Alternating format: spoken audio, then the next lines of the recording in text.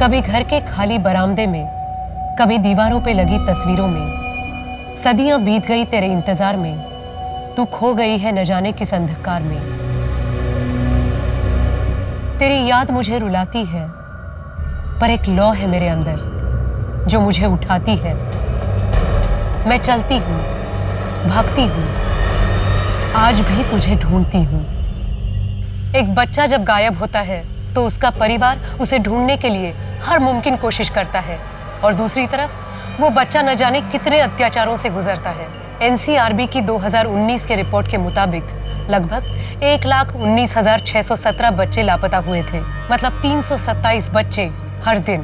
10 साल के अंतराल में इनमें से काफी बच्चे खोज लिए गए, पर तकरीबन 48,000 बच्चे अभी भी गायब हैं। हमने आज तक गुमशुदा बच्चों की कई कहानियां देखी, लेकिन आज का केस ऐसा है जिसमें एक बच्ची गुमशुदा हुई, लेकिन पुलिस प्रशासन को यह समझ में नहीं आ रहा था कि कोई उस बच्ची को ढूंढना भी चाहता है या नहीं।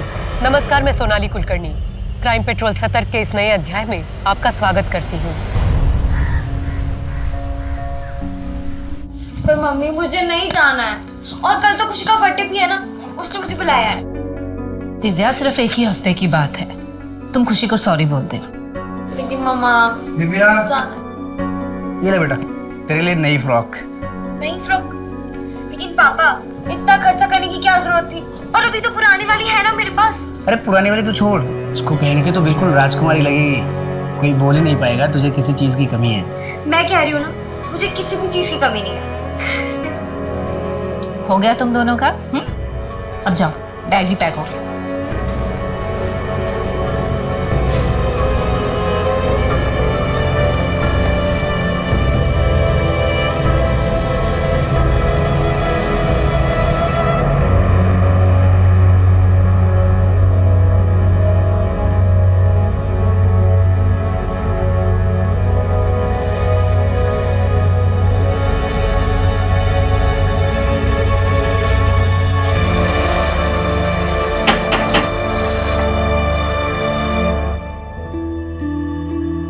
आओ बेटा।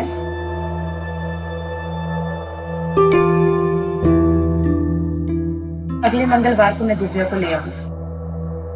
दिव्या, मेरा टाइम पे खाना खाना और टीवी कम देखना। ठीक है। ठीक है? बाय।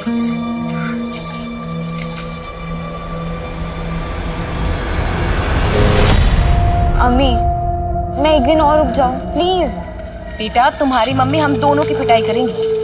बोला था उन्होंने कि मंगलवार को दिव्या को वापस लाना है। मंगलवार मतलब मंगलवार। अच्छा बेटा, मेरी तबीयत ठीक होती तो मैं तुम्हें खुद छोड़ने जाती हूँ। कोई नहीं, मैं अकेली चली जाऊंगी। चलो भैया, स्टार्को जंक्शन, घर के ठीक बाहर छोड़िएगा। बाय।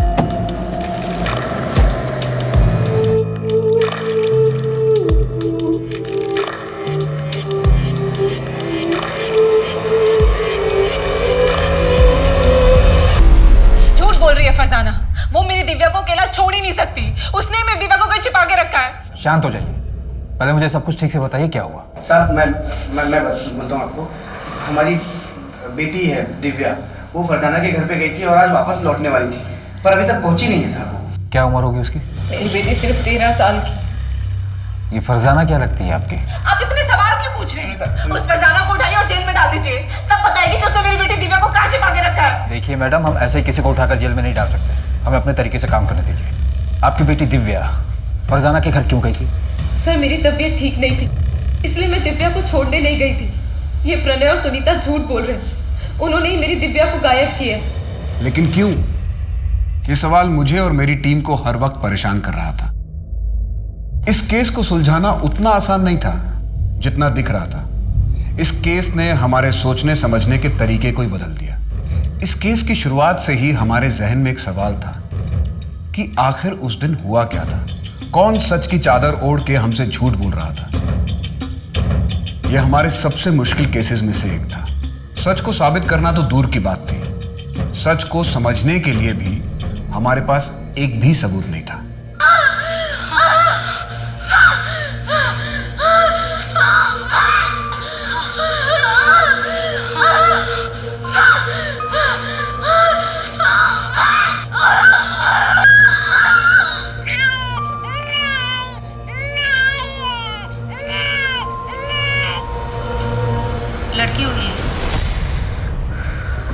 नहीं देखना है मुझे, लेकर जाइए इसे।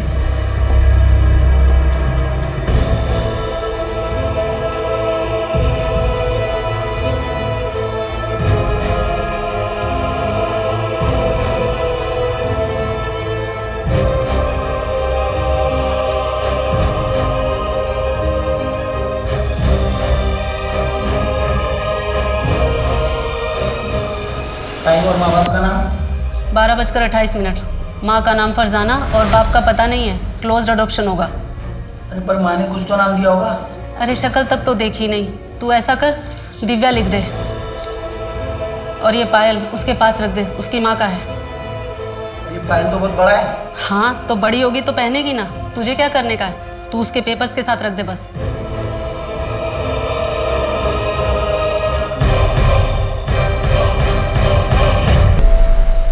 देखो बेटा, अच्छा बर्ताव करना।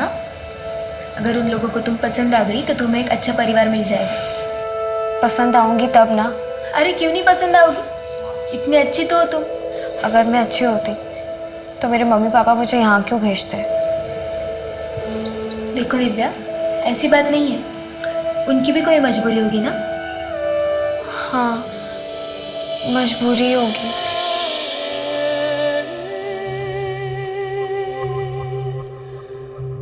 अच्छे से रहना और बीच बीच में मिलने भी आना। बाय।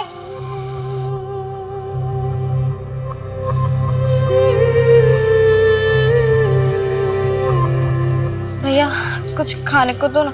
नहीं, पैसे नहीं चाहिए, भूख लगी है, खाने के लिए कुछ दो ना। आगे जाओ। दीदी कुछ दो ना खाने के लिए। पैसा नहीं लेगी, खाना खाएगी तू? मैं खिलाता ना तुझे खाना। चल।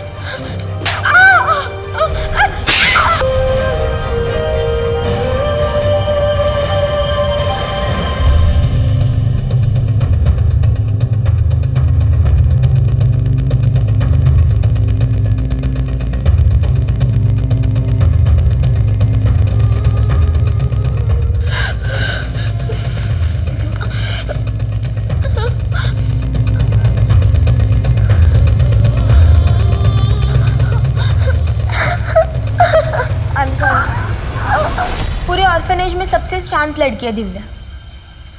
एक एनजीओ के साथ मिलकर हम ही ने रेस्क्यू करवाया था। कहाँ से? एक बेगिंग रैकेट था, फेक अडॉप्शन में ट्रैफिक हो गई थी। तो क्या हुआ? अच्छा बैग मुझे। बेटा देखो मैं तुम्हारे लिए क्या लाया हूँ। कलर पेपर, ये स्केच पेन और ये पेंसिल बॉक्स तुम्हारे लिए। रख लो। अरे रख लो बेटा तुम्हारे। दिव्या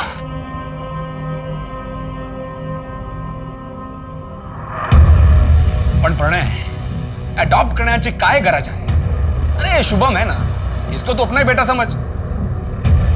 पर भाऊ शुभम तो है ही, एक बच्चा और रहेगा घर में तो सुनीता का भी मन लगा रहेगा। कुछ भी कर, पर एक बात का ध्यान रख, मैं मेरे बेटे का हक किसी और को मारने नहीं दूंगा। हाँ ठीक है, अगर वो तेरा खून होता तो मेरे को कोई फर्क नहीं पड़ता, पर अपनी खानदानी प्रॉपर्टी में मैं किसी और को हिस्सा लेने नहीं दूंगा। ऐसे लोग क्रिमिनल बनते हैं और ये तो पता नहीं किसका गंदा खून है। ओ भाऊ ऐसा बोलो नको। हाँ मैं आपकी इज्जत करता हूँ इसलिए बताने आया था, परमिशन लेने नहीं आया था आपसे। चल सुनीता लिख तो भी। एक मिनट प्रणव, भाव क्रिमिनल गंदी परवरिश से बनता है और मैं अपने बच्चे की परवरिश आपकी तरह बिल्कुल नहीं करूंगी। चलो प्रणव। मन तो बेटे का था, पर कोई नहीं, बेटी सही। अच्छा हो हमने बेटी अडॉप्ट की, अब राजीव भाव को कोई दिक्कत नहीं होगी। मैं तो उनकी बात पे इतना गौर मत किया, उनकी बात का कोई सर पैर नहीं होता। इसलिए बताओ दीदी तुम्हारे साथ कुछ फ्री हुई? अभी तो नहीं, थोड़ा वक्त तो लगेगा ना उसको। अच्छे से स्कूल में एडमिशन करवा दो, अपनी उम्र के बच्चों के साथ मिलेगी तो जल्दी खुलेगी। अच्छा प्रणय, उसका एडमिशन इंग्लिश मीडियम स्कूल में करवा दे, जहाँ पे वो पाटिल भाई है ना, उनकी बेटी जाती है खुशी, वहां पर। हाँ ठीक है, करवा देंगे। काय सगळे सांग मला, काय सगळे? पिछले 8 महीने से कंपनी में एक भी डील नहीं हुई, फोकट की पगार ले रहा है तू। अब गाली मत दीजिए, मैं कोशिश तो कर रहा हूँ ना। कोशिश कर रहा है बरोबर, पर अपने लिए कोशिश कर रहा है तू। कंपनी के नाम पर जो डील आती है तू अपने नाम पे लेता है। तेरे नाम तो FIR करना चाहिए मुझे। हाँ वो मेरा अलग से काम है, मेरे अपने कॉन्ट्रैक्ट्स हैं। मैंने तेरे को इधर बैठाया, नौकरी पे रखा, तेरे को ट्रेनिंग दी, अभी मेरे को गणित सिखा रहा है तू। बहुत ढप बस, अभी अपना सामान पैक करो, निकल इधर से।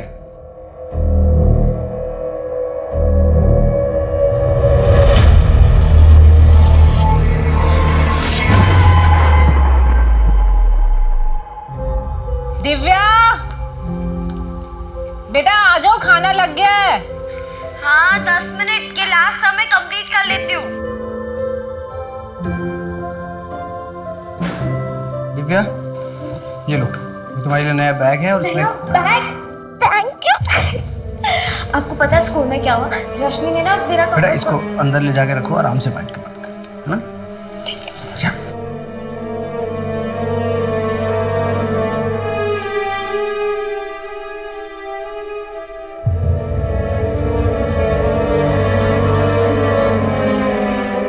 अच्छा, मैं क्या सोच रही थी कि दिव्या का एडमिशन किसी सस्ते स्कूल में करवा दे। उससे क्या होगा? एडमिशन की फीस भी कम होगी और खर्चा भी कम होगा। ये बात तो दिव्या को अडॉप्ट करने से पहले सोचनी चाहिए सुनीता। मुझे क्या पता था कि बाद में हालात इतने खराब हो जाएंगे। कोई जरूरत नहीं स्कूल चेंज करने का, मैं कोशिश कर रहा हूँ, कुछ ना कुछ हो जाएगा।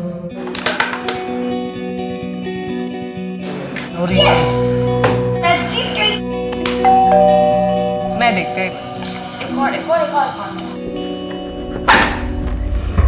जी। आप सुनीता मात्रे हैं? हाँ जी, बोलिए। दिव्या है क्या?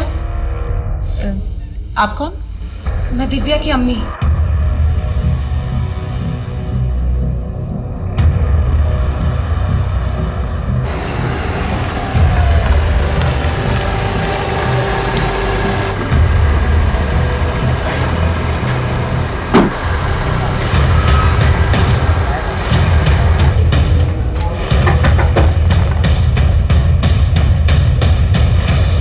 हाँ साहब, मेरे को सिर्फ इतना याद है, इस लड़की को जिधर छोड़ा था उधर कोई तो था जिसने दरवाज़ा खोला था।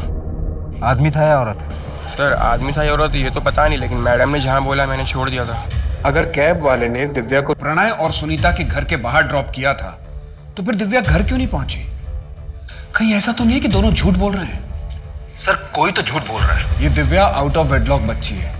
13 साल पहले फरजाना ने उसे अडॉप्शन के लिए दिया था, फिर ये अब क्यों आई है?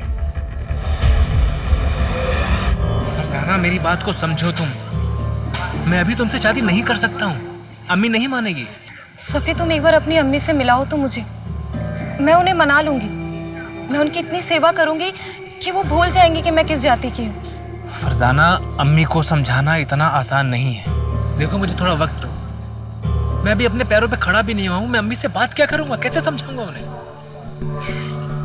ठीक है, लेकिन जो भी करना है जल्दी करो, मेरे पास ज्यादा वक्त नहीं। मैं अभी चलती हूँ, अब्बू घर पे इंतजार कर रही हूँ। अच्छा सुनो, तुम इतनी मुश्किल से तो आई हो तुम फरजाना, 10 मिनट रुक जाओ।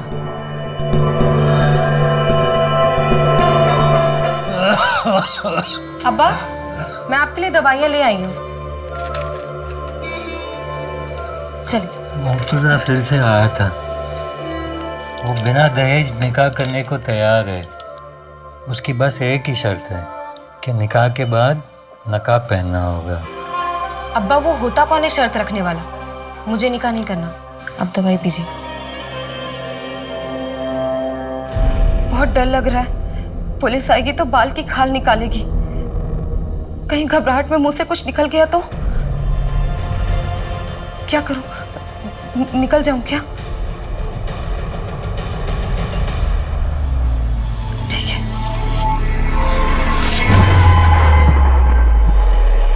दिव्या कहाँ थी? उस दिन उसके साथ क्या हुआ था? ये केस पुलिस के लिए बहुत मुश्किल साबित हुआ। न सिर्फ इसलिए कि उनके पास कोई ठोस सबूत नहीं था, बल्कि इसलिए भी कि इस कथा के मुख्य पात्र ही ईमानदार नहीं थे।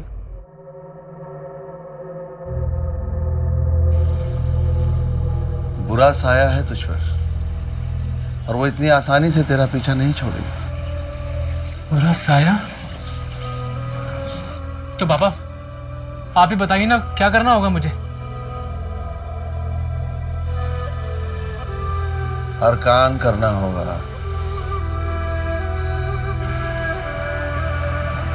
35 दिनों तक इसका सेवन कर, तेरी सारी बलाएं फना हो जाएंगी। हमारी कैब वाले से बात हुई, उसका कहना है कि उसने दिव्या को आपके घर के बाहर ही छोड़ा था। हो ही नहीं सकता, मैं तो सारा दिन घर पे थी, दिव्या का इंतजार कर रही थी। आप दोनों को किसी पर शक है? नहीं, हमें किसी पर शक नहीं है। और दिव्या को गायब करके किसी को क्या मिलेगा? सर मैं बोल रही हूँ वो फरजाना ही है, उसने ही मेरी बेटी दिव्या को कहीं छिपा के रखा है। अगर फरजाना ने ऐसा किया भी होता तो वो खुद क्यों नहीं गायब हो गई? ताकि साहब उस पर किसी को शक ना हो। और देखिए ना, हो भी वैसा ही रहा। आपको उस पर नहीं, हम पे शक हो रहा है। साहब हम झूठ क्यों बोलेंगे? वो तो हम पता कर लेंगे कौन और क्यों झूठ बोल रहा है। देख प्रणय, अगर दिव्या से तू मेरी शादी कराता है तो मैं तुझे 8 लाख रुपए दूंगा और तुझे वो वापस भी देने की जरूरत नहीं। भाऊ क्या बात कर रहे हो? मेरी दिव्या सिर्फ 13 साल की है। तो क्या हुआ, आज नहीं तो कल शादी तो करवाओगे। 8 लाख छोटी रकम नहीं होती। पैसे वाला तो क्या? अपनी बेटी बेचूंगा तुझे? हाँ, निकल यहाँ से। और आइंदा मेरे घर पे दिखाई मत पड़ना। आइंदा दिखाई पड़ा ना तो जान से मार दूंगा। इस कमीने ने सोच पे कैसे लेके मुझे अपनी बच्ची बेचूंगा इसे।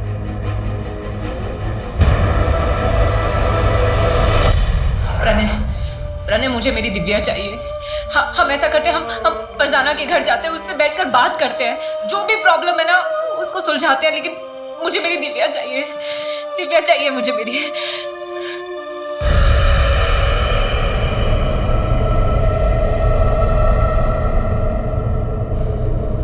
खाना लगा दिया है। हट, हाथ नहीं लगाना। नहीं खाना है तेरी नाजायज कमाई। पता नहीं क्या करके पैसे लाती है। कुछ भी करती हूँ, कम से कम अपना और तुम्हारा पेट तो पालती हूँ। और ये तुम्हारी दारू, ये तो वही पैसे से आती है। क्या बोला? ज़बान चलाती है। अरे जिसको देखो कुछ ना कुछ बख्श रहा है। अब आने से।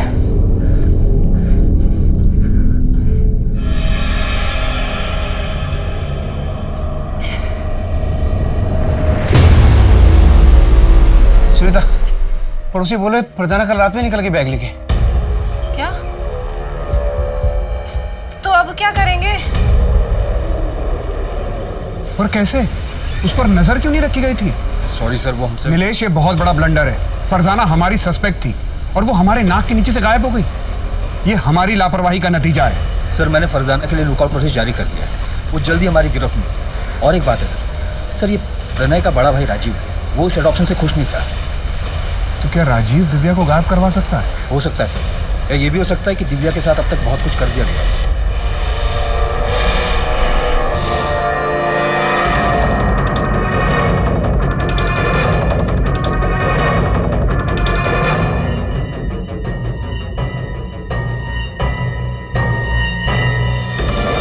जी मुझे अडॉप्शन से प्रॉब्लम था, लेकिन जब लड़की अडॉप्ट हुई तो फिर मुझे क्या प्रॉब्लम? सुनीता और प्रणय का जो कुछ भी है वो रखे वो। अब उनके पास पहले कुछ नहीं है तो वो जाने। मतलब? प्रणय का बिजनेस काफ़ी डाउन हुआ है और मुझे पूरा यकीन है सर, अब प्रणय भी पछता रहा होगा उस दिव्या को अडॉप्ट करके। और सर रही मेरी बात, मुझे उस दिव्या से क्या प्रॉब्लम होगा? मेरे बेटे को हमारी जायदाद में से उसका हक मिल जाएगा और मुझे क्या चाहिए? 19 नवंबर को तुम कहाँ थे? मैं मेरे घर पे ही था, मेरा बेटा भी था।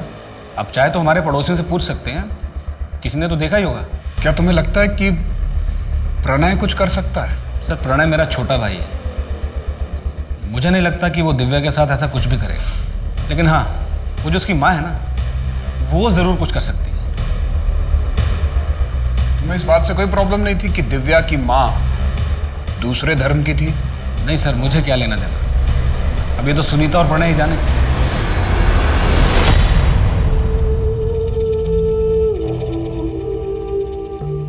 पापा ये देखो मैंने आपके लिए बनाया। Happy father's day.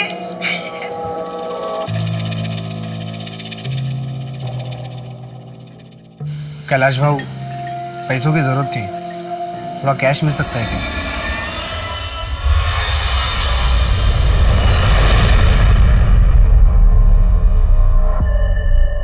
कहीं तुमने ही दिव्या को... सुनीता, दिमाग खराब हो गया तुम्हारा? इतना गिरा हुआ इंसान नहीं हो कि पैसों की खातिर अपनी बच्ची को बेच दूं। मेरी मजबूरी मेरी बच्ची से बढ़ के नहीं है, और जितना प्यार तुम करती थी उतना मैं भी करता था दिव्या से। करता था मतलब? मेरी दिव्या भी जिंदा है।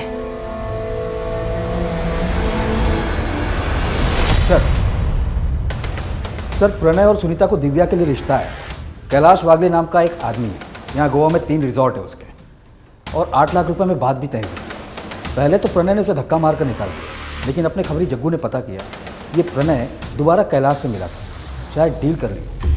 तो क्या ये चाइल्ड मैरिज का केस है? कहीं ऐसा तो नहीं कि प्रणय ने मौके का फायदा उठाया ताकि सबको ये लगे कि ये सब कुछ फरजाना ने किया है? और ये भी हो सकता है कि प्रणय और फरजाना दोनों मिले हों। ये फरजाना इंदौर से है ना? जी सर, उसका एड्रेस भी हमारे पास है। मेरी लोकल पुलिस से बात भी हुई है। नहीं नीलेश, तुम खुद इंदौर जाओ और इस फरजाना की कुंडली निकालो। 1 महीना बीत गया है और हमारे पास दिव्या की कोई खबर नहीं।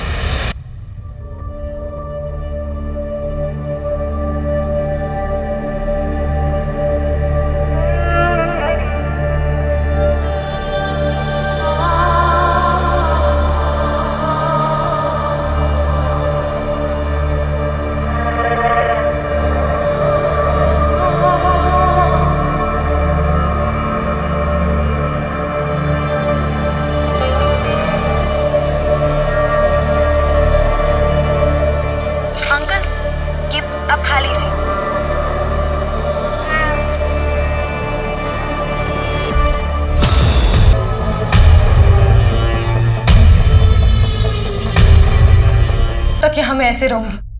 5 महीने हो चुके हैं और तुम अब तक अपने घर वालों को मना नहीं पाए। फरजाना, मैं कोशिश कर रहा हूं ना। झूठ बोल रहे हो तुम सभी। सच सच बताओ, तुम मुझसे निकाह करोगे भी या नहीं? करूंगा फरजाना, पर सही वक्त आने पर। और वो सही वक्त कब आएगा? मैं 5 महीने की प्रेग्नेंट हूँ। तुम्हारे घर वालों को मेरे बारे में भनक भी है, और अब तो मैं अबॉर्शन भी नहीं करवा सकती।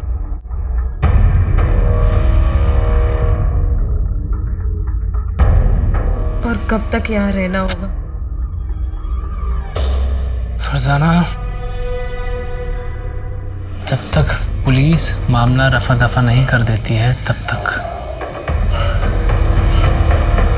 काश मैं दिव्या के साथ थोड़ा और वक्त गुजार पाती।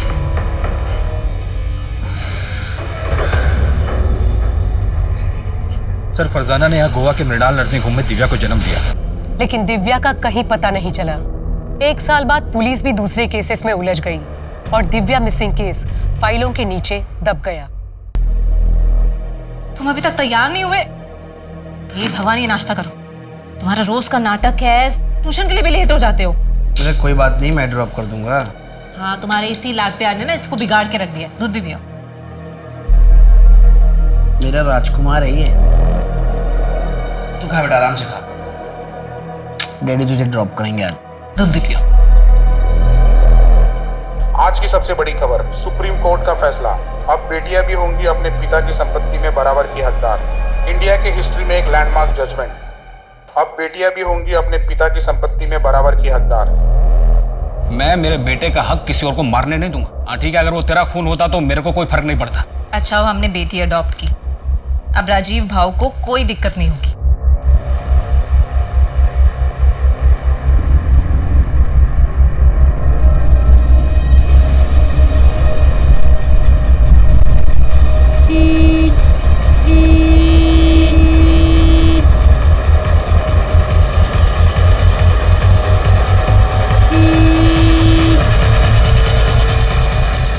भाई क्या कर रहे हो? बीच में खड़े हो, साइड में लो ना।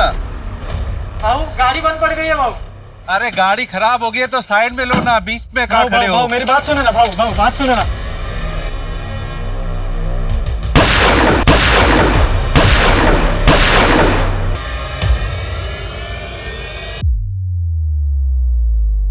सुरेश कांबले नाम था सर। इंपोर्ट एक्सपोर्ट का बिजनेस है, बड़ा आदमी और पॉलिटिकल कनेक्शन भी बहुत स्ट्रांग थे।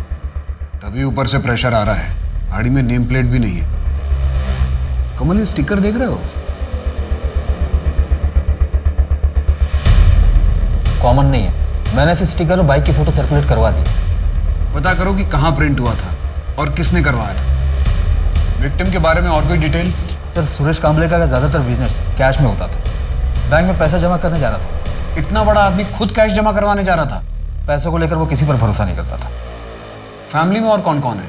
वाइफ पुष्पा कांबले और बेटा धीरज। वाइफ तो यहीं गोवा में और बेटा अमेरिका में पढ़ाई कर रहा है। बड़ा आदमी था तो दुश्मनी कई लोगों से रही होगी।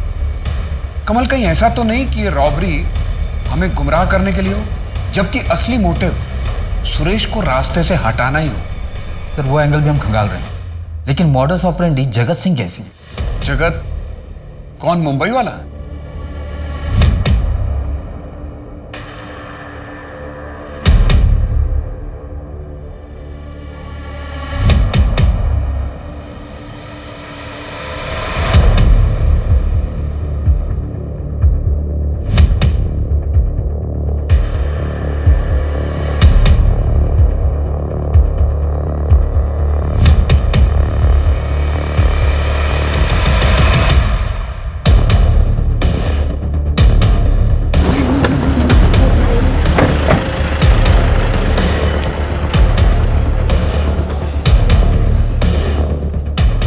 तो सही मिली। जग्गू को फोन कर। हाँ जग्गू, स्कूटर तो मिल गई है। वो दोनों कहाँ पर है? आप रेस्टोरेंट में आ जाओ, यहाँ दोनों चिल मार रहे हैं।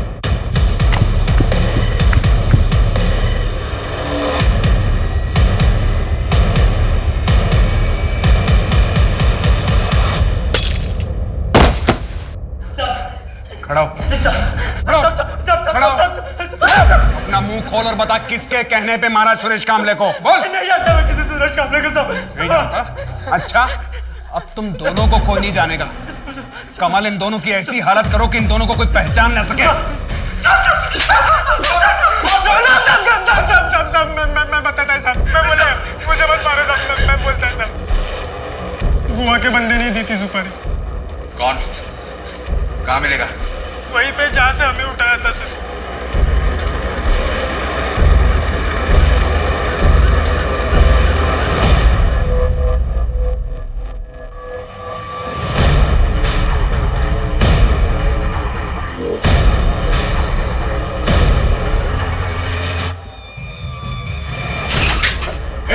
खड़ा हो। क्या कर रहा? खड़ा हो। कहाँ ले जा रहे? बात सुनिए, पूरे घर को चेक करो। कहाँ ले जा रहे? क्या कर रहे हैं? कहाँ ले जा रहे? मेरी बात सुनिए।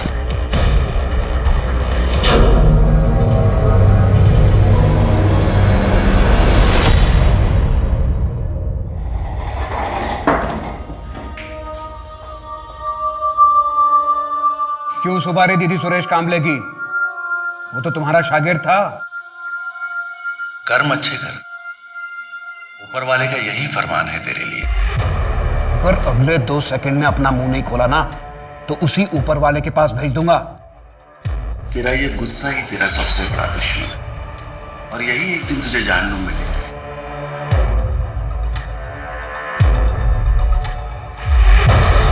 उच्च रक्तचाप की समस्या है तुझे। मैं इंसान को देखकर ही उसकी बीमारी का पता लगा लेता हूँ। हमारे जबड़े में दर्द है। मैं भी इंसान को देख के उसकी समस्या बता देता हूं। बता, इतना कैश कहां से आया तेरे पास? बहुत सारे शागिर्द हैं मेरे, खुशी से भेंट चढ़ाते रहते। सर, ये चमत्कारी बाबा तो बहुत पहुंची हुई चीज है। रहता तो एक छोटी सी झोपड़ी में, पर यहाँ गोवा से लेकर इंदौर तक बड़ी बड़ी बिल्डिंगों में इन्वेस्टमेंट है इसका, और सब कैश में। एक काम करो, एक लिस्ट निकालो कि इस बाबा ने कहाँ कहाँ इन्वेस्ट किया है। सर, मैंने ऑलरेडी निकाला। ये देखिए सर, ज्यादातर हॉस्पिटल्स और नर्सिंग होम में इन्वेस्टमेंट किया है। कहीं ऐसा तो नहीं कि इस बाबा और सुरेश कांबले के बीच में पार्टनरशिप हो? क्योंकि इसके अलावा तो और कोई मोटिव नजर नहीं आ रहा। सर, ऐसा तो अब तक कुछ सामने नहीं आया। और बाबा को जिस अड्डे से अरेस्ट किया गया था, वहाँ पे जो पैसे मिले थे वो सीरियल नंबर से, मतलब साफ है ये सारे पैसे किसी एक ही आदमी ने दिए। कहीं ऐसा तो नहीं कि बाबा को किसी और ने सुपारी दी और बाबा ने आगे सुपारी दे दी?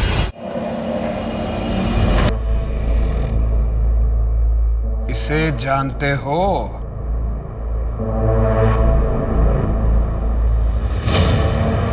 नहीं, इसे मृणाल नर्सिंग होम से अडॉप्ट किया गया था और इसने इस बच्ची को जन्म दिया था।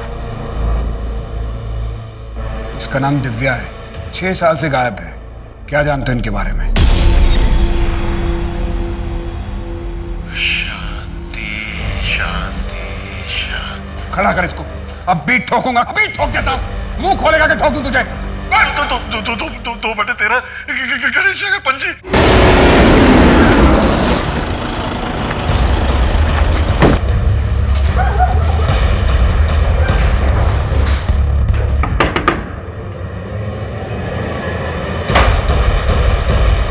खत्म हुआ चूहे बिल्ली का खेल। बहुत साल घुमाया तुमने। फरजाना, मेरे पास एक प्लान है, सुनो, बैठो, ध्यान से सुनना। हम एक काम करते हैं कि हम ये बच्चा एक अस्पताल में दे देते हैं। क्या बोल रहे हो तुम सफी? मैं अपना बच्चा किसी को नहीं दूंगी। फरजाना, मेरी बात ध्यान से तो सुनो। देखो, एक चमत्कारी बाबा की वजह से मुझे एक अस्पताल के बारे में पता पड़ा है। हम ये बच्चा वहां दे सकते हैं, वही बच्चा रख लेंगे और डिलीवरी होने तक तुम भी वहां रह सकती हो। हम जब निकाह कर लेंगे फिर ये बच्चा वापस ले लेंगे। और ना ही मेरा सफ़ी से कभी निकाह हुआ और ना ही मैं अपनी बच्ची को ले पाई। फिर मुझे पता चला कि सफ़ी को HIV है। मैंने अपना टेस्ट करवाया तो मैं भी पॉजिटिव आई। मौत को इतने करीब से देखने के बाद मेरे अंदर की ममता जाग गई। सोचा बच्ची कुछ जिंदगी अपनी बच्ची के साथ गुजार पाऊं, पर दिव्या आप कहाँ है? क्या? क्या वो जिंदा है? मैं तो सोच रही थी कि वो उन दोनों के साथ खुश है। मुझे लगा था कि उन दोनों ने दिव्या का किडनैप करवाया ताकि वो मुझे फंसा सके। इसीलिए मैं उनके रास्ते से खुद हट गई ताकि वो तीनों खुश रह सके।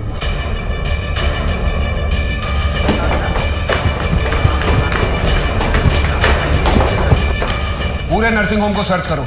अगर और फोर्स की जरूरत है तो और फोर्स मंगा लो। मुझे इस नर्सिंग होम का पूरा कच्चा चिट्ठा चाहिए। यहाँ कौन काम करता था, करता है, यहाँ पर किस किस की ईंट लगी है, सब। जी सर, लेकिन सर हम किस बेस पर इन्वेस्टिगेशन कर रहे हैं? इस नर्सिंग होम में कुछ तो है नीलेश। ये सिर्फ एक कोइंसिडेंस नहीं हो सकता। सर, ये देखिए सारी फाइल में क्या क्या है।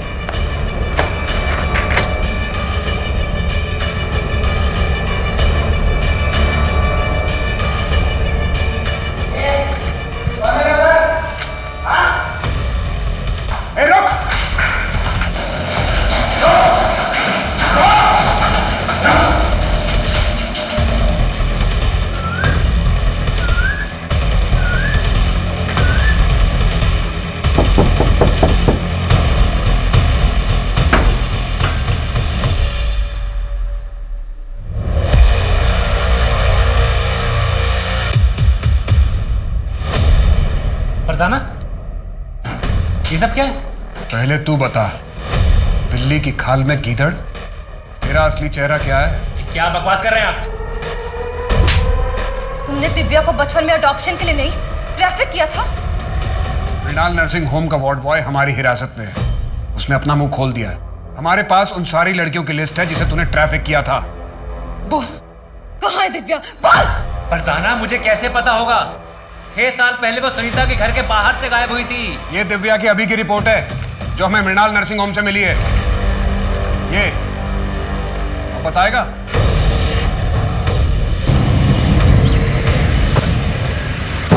कौन हो आप? क्या हो रहा है ये? कौन हो आप? ये क्या कर रहे हो? और आप घोड़े कर रहे हो?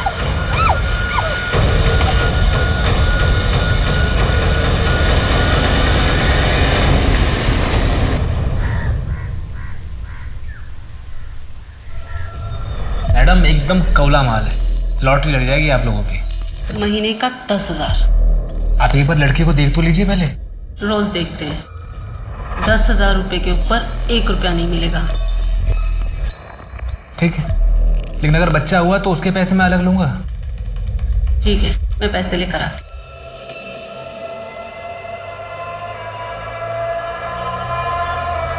इसका नाम गौरी है। जाओ।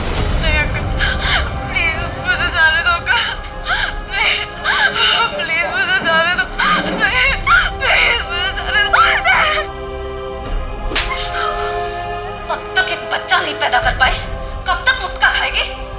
ए, कुछ करो ना इसका। कभी नहीं चाहिए। वो अनचाही बच्ची थी। मैं बस फरजाना के साथ रहना चाहता था, लेकिन फरजाना को दिव्या चाहिए थी। इसलिए मैंने एक ऐसा रास्ता निकाला जिससे मेरे पास पैसे भी आ गए और दिव्या से छुटकारा भी मिल गया।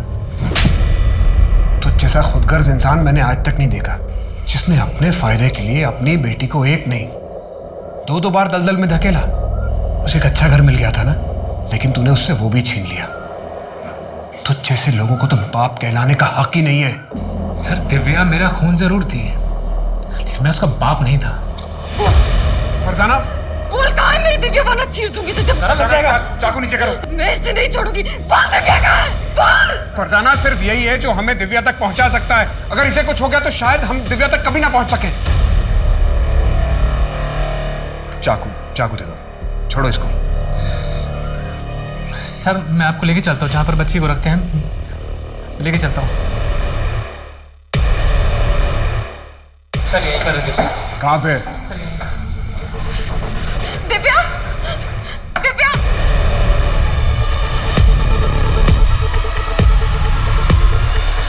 दिव्या मेरी बच्ची। बोल मेरी दिव्या कहाँ है? बोल, मैं देखो जान से मार दूंगी वरना। बोल मेरी दिव्या कहाँ है? यही थी दिव्या, यही रखा था मैंने। सर, मैं सच कह रहा हूँ। दिव्या!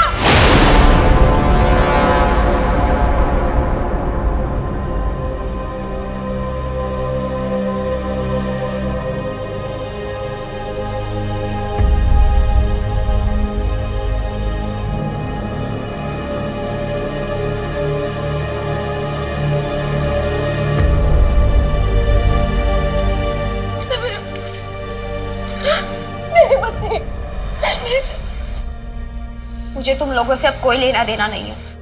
लेकिन बेटा, मैंने कुछ नहीं किया है, मैं कुछ भी नहीं जानती थी। पैदा होते ही मुझे फेंक दिया, और जब मेरी जिंदगी में एक उम्मीद की किरण आई तो तुम अंधेरा बनकर आ गए। अगर तुम मेरी जिंदगी में ना आती तो मेरे साथ ये सब कुछ नहीं होता। बेटा, मैं इसमें शामिल नहीं थी।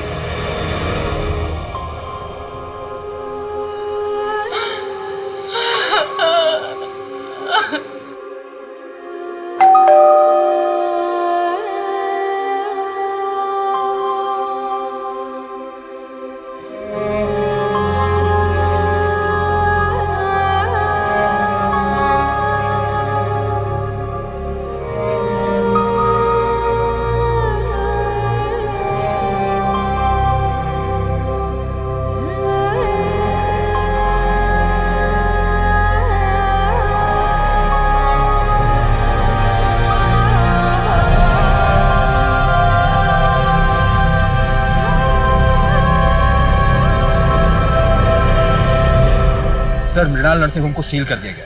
पिछले 25 साल से गोरख धंधा वहाँ चल रहा था। कुछ औरतें अपनी मर्जी से आती थी, फरजाना जैसे, उन्हें स्मूथ कॉलम में रखा जाता था, और कुछ खरीदी जाती थी दिव्या के जैसे, उन्हें डिफिकल्ट कॉलम में रखा जाता था। फिर उन्हें प्रेग्नेंट करके उनके बच्चों को बेच दिया जाता। बाबा ने अपना मुंह खोला कि सुरेश कामले की सुपारी किसने दी थी। आपने जब से उसका सत्य से परिचय करवाया और ऊपर जाने का मार्ग खोला, तब से वो तोते की तरह बोल रहा है।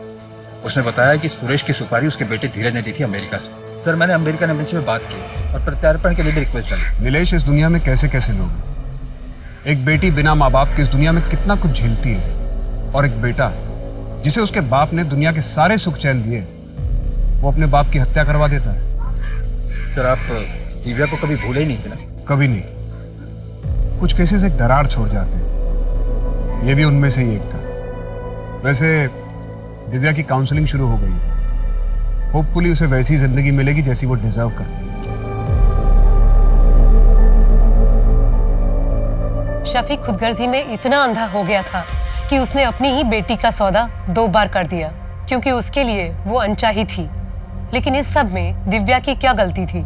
इस केस को सुलझाने के बाद पुलिस ने 128 औरतों और बच्चों को उस ट्रैफिकिंग रैकेट से बचाया जो अलग अलग शहरों में चलाया जा रहा था। इस केस में 6 साल होने के बावजूद पुलिस दिव्या को नहीं भूली थी, और अंत में पुलिस ने दिव्या को इस दलदल से निकाल दिया जहां उसके अपनों ने उसे धकेला था।